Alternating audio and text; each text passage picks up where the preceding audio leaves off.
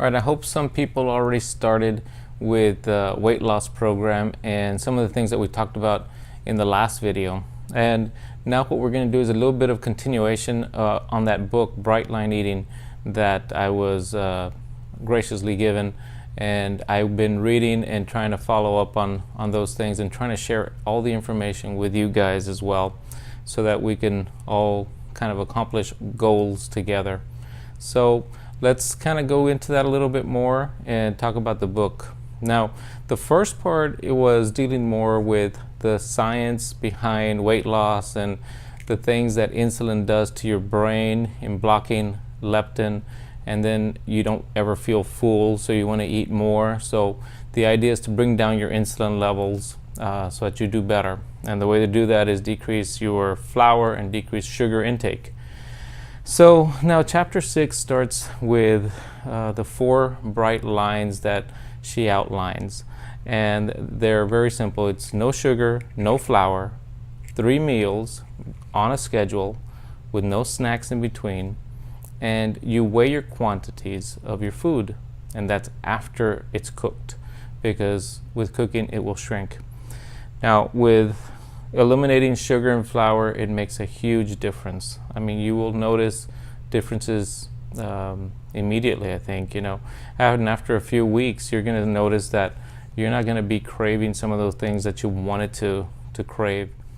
And by keeping to a strict schedule of only 3 meals per day, then you are going to increase the amount of time that you will be fasting. And you're fasting, you're going to probably break down more fat and burn off more fat. And so they really want to concentrate on the diet decreasing your weight, as opposed to exercise decreasing your weight. In fact, one of the things, and I'll jump ahead a little bit, one of the things that she mentioned is initially she doesn't even recommend exercise. And that's because sometimes you need that effort to be able to put into the meal planning that you're going to be doing, because you're going to be planning each meal as you go along, and the day before you should already know what you're going to eat for the next day. So once you have your meal all planned out, you don't have to even concern yourself with what's going to be on the menu for that day. So that's really, really good. There's a couple of rules that you want to follow, and one is don't eat dried fruit, blended fruit, or fruit juices, because that's really concentrated. You're taking a lot of sugar that way, and you're going to add in calories, as opposed to if you just eat one fruit, you're taking in the fiber plus the fruit juice that's with it, and that will fill you up more. The fiber helps you as well, and that's why she eliminates those things from the diet. The other thing is there is what she calls no BTLs, no bites, no taste, and no licks. So basically, the only time you're going to be eating is when you sit down at the table and you eat. If you're cooking, no tasting, no sharing of anything, no licking anything, nothing like that, because that adds calories and that's breaking the diet. And so you do not want to do that. It's very strict on that. That way you just have your 3 meals, you don't concern yourself, you're not going to eat anything extra, and that's it. Now, is it going to take a little bit of willpower initially to start? Yeah, you have to be ready, and you have to say, okay, this is the time that I'm going to do this. I am going to make this change now, and I'm going to start now. I think having this book is very, very important, and I think this plan is really important for those people that are very addicted to food, that get cravings and they act upon their craving. If you don't act upon those cravings and you just let it pass, then no problem. But this book is really intended for those people that really have a lot of cravings, and it helps you make that plan. Now, even if you don't have tons of cravings, this plan is going to help you, because you're going to be very strict on your diet. You know what you're going to eat, and you don't vary from that. And if you do that, you're going to lose weight. The idea behind this whole thing is to go on ahead and make this as automatic as possible. So basically, you want to get to the point that this becomes a routine, that you're used to it, and it can take anywhere from 18 days all the way up to a year to actually make it a habit and that you follow, that you're used to. And once you do that, then it just becomes like a routine. So there's several things that she's going to mention in the chapters that come along. A few more things. Sleep is very important. So make sure you sleep well, because that really helps re-energize the body. It helps your willpower as well. Once you're well rested, you'll make better choices, and that includes food choices as well. So on chapter 8, she starts going into the breakdown of the foods that you're going to eat. Now, it's useless for me to mention what foods, because really there's not an elimination of a lot of food. It's basically no sugar, no flour, and that's it. The rest of the food you can eat, the main things that she's going is she breaks it down as to how much to have during breakfast, how much to have during lunch, and how much to have during dinner. She breaks it down to proteins, grains, fruits, vegetables, and fats. And because you have a little bit of each group, it's not a bad diet, and it's really good. It's really healthy. And I'll tell you how healthy it is to do something like this. My cholesterol itself on medication was good, and on medication with this diet is much better. And I'll show you those numbers here. Now, another thing she mentioned was no cereals, because they tend to have sugar and flour. She did mention a few of them, and if you want a list of that, just send me a little message and I'll send you what cereals she mentioned that are good to eat. But look at the ingredients anyway, and look at the breakdown and see if they have sugar or flour in there, and it's very high on the list. It's not a good thing. Usually if it's not within the first 3 items, you're usually safe to go on ahead and eat that item. Now, she does not want to include many nuts and seeds, because the nuts and seeds are very high in caloric index. Basically, it's very dense, and they have a lot of calories. So you want to limit how many nuts and seeds you take in during the day. If you're going to cook with oil, she recommends using just the spray to put on the pan, and olive oil would be the best for that. And then to weigh your food after it's cooked, because it's going to shrink. And so basically you want to make sure that you should eat 8 ounces, that after you cook it, it doesn't shrink down to 6 ounces, because then, well, you're not going to be eating the 8 ounces. So you want to put a little bit more food, weigh it again, and make sure it's 8 ounces. And she expects that you be very strict with that, because that's what's going to help you get through all of this the right way, doing it correctly, following the rules, so that you get into the habit of sticking to those rules as far as how much you're supposed to eat every single day. One of the rules is she doesn't want caffeine or artificial sweeteners. She says caffeine will definitely flood your brain with dopamine, definitely give you that high that you expect from that, and it's going to not allow your brain to heal, basically, and still have that dopamine response.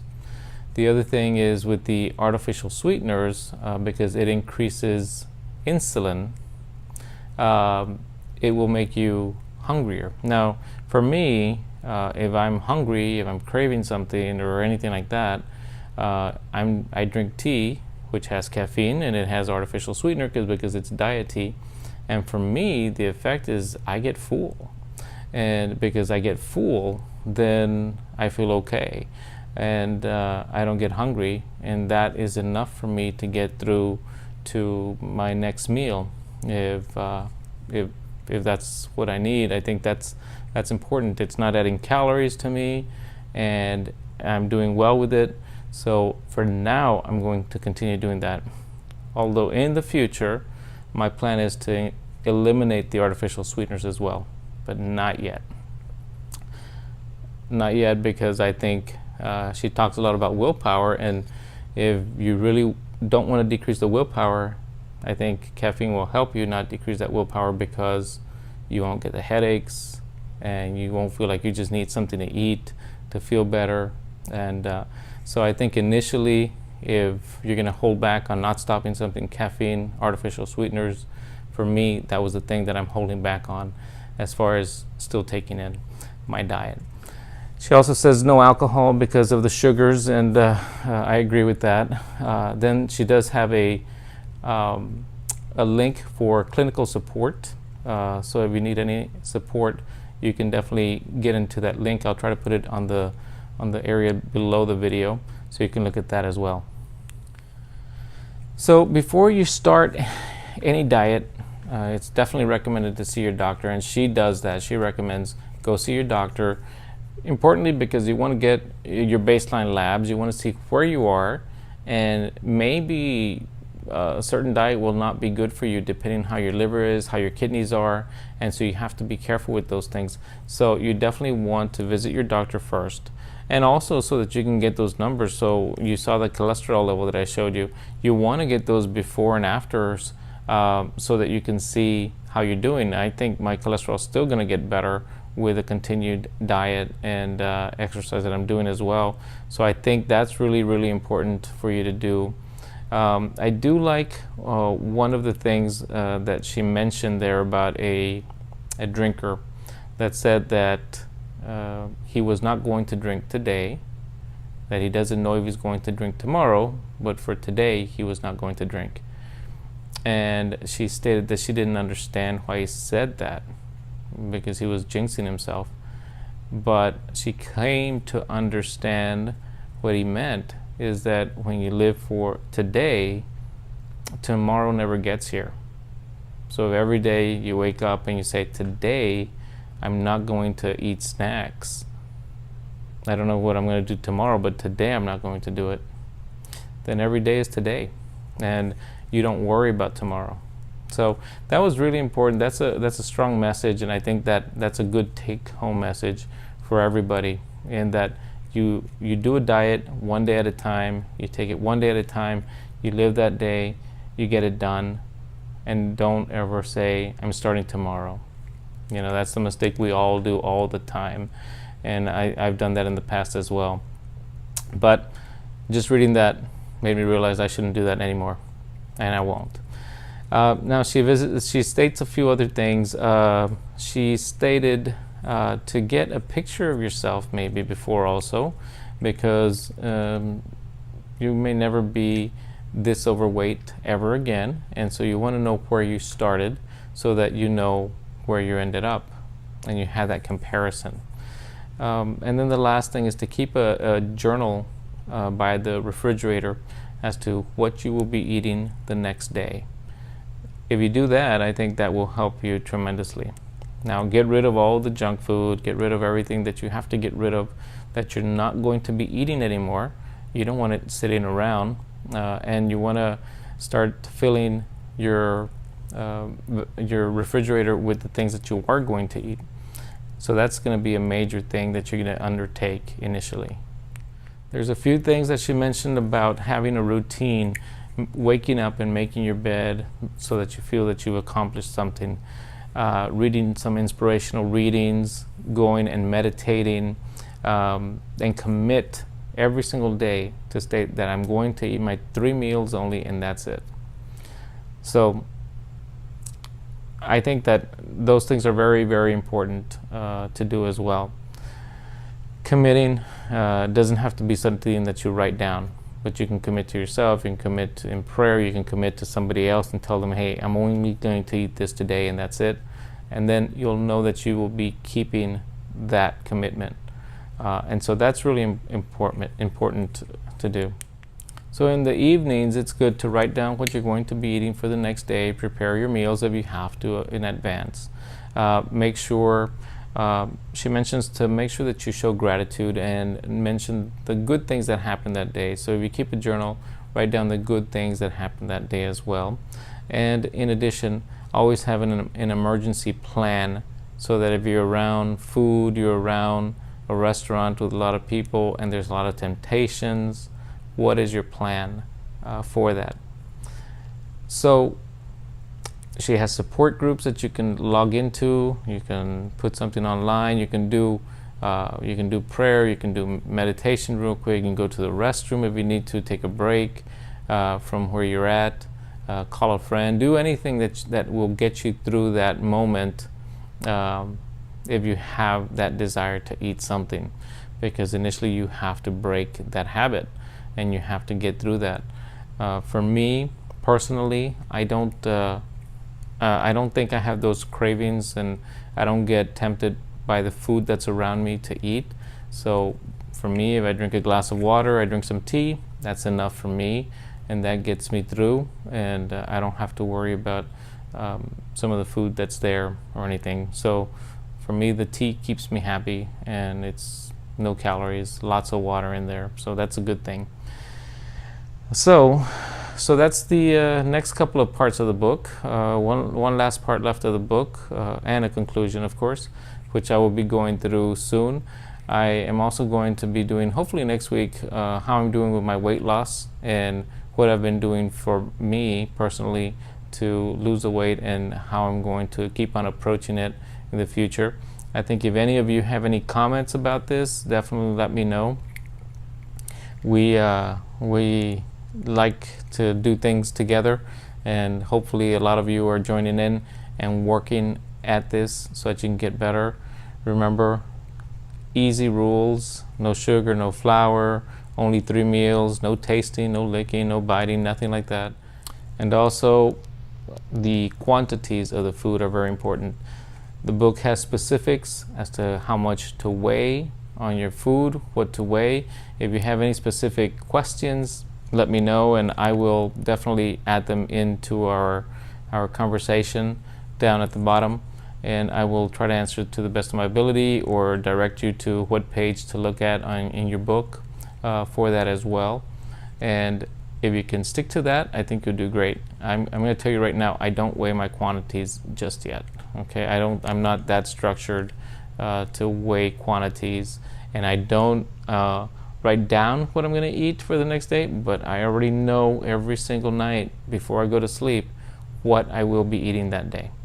And I know if dinner's going to be great, that means my breakfast and lunch are very small, and I don't worry about eating much. Really, it doesn't really come to mind. It doesn't come to play anymore as to what I'm going to go get for breakfast, lunch, or dinner.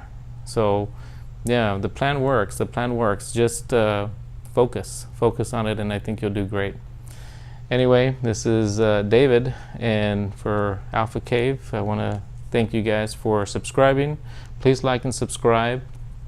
Remember, our giveaway is going to be when we get to 3,000 subscribers, which is hopefully right around the corner. We're over 2,400 already, and we're growing every single day. So thank you so much for that. Watch the videos. You know, my nephew has some great videos on his journey to $1 million. We're doing videos on, we did one on John Wayne Gacy. We also will be doing some other sports videos as well. So NFL draft is coming right around the corner. Hey, all right, guys, take care. See you later.